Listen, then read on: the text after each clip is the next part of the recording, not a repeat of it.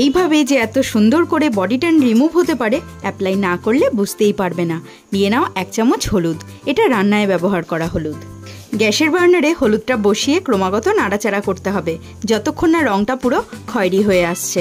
যতক্ষণ না হলুদের রঙটা চেঞ্জ হয়ে আসছে ততক্ষণ কিন্তু ক্রমাগত নাড়াচাড়া করে যেতে হবে, নইলে পুরে কালো হয়ে যাবে। যখন ঠিক এইরকম কালার আসবে তখন গ্যাসের বার্নারটা বন্ধ করে দেব।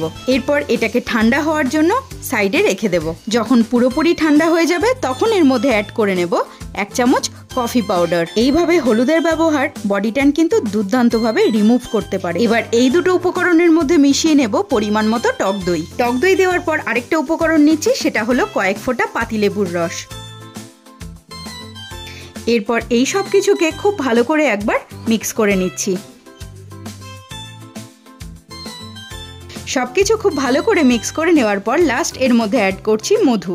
এতে স্কিন ড্রাই হবে না, ময়শ্চারাইজ থাকবে। এইভাবে হলুদের ব্যবহার দুর্দান্তভাবে বডি ট্যান রিমুভ করতে পারে, কারণ এর মধ্যে আছে কারকিউমিন নামক অ্যান্টিঅক্সিডেন্ট। স্কিন ইরিটেশন যেমন র্যাশ, ব্রণ, চুলকানি এসবের হাত থেকেও স্কিনকে ভালো রাখবে এই রেমেডি। যাদের হাতের কনুই দুটো ভীষণ রকম কালো হয়ে গেছে, একভাবে শেভিং বা ওয়্যাক্সিং করতে করতে আন্ডার আর্মস দুটো ভীষণ রকম কালচে হয়ে গেছে, তারা ডেফিনেটলি ট্রাই করো এই রেমেডি।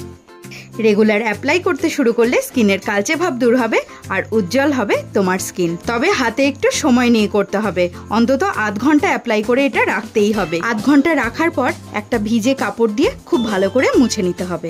তারপর যদি মনে করো স্নান করে নেবে, সেটাও করে নিতে পারো। রেমেডিটা ভালো লাগলে লাইক আর অবশ্যই চ্যানেলটাকে সাবস্ক্রাইব।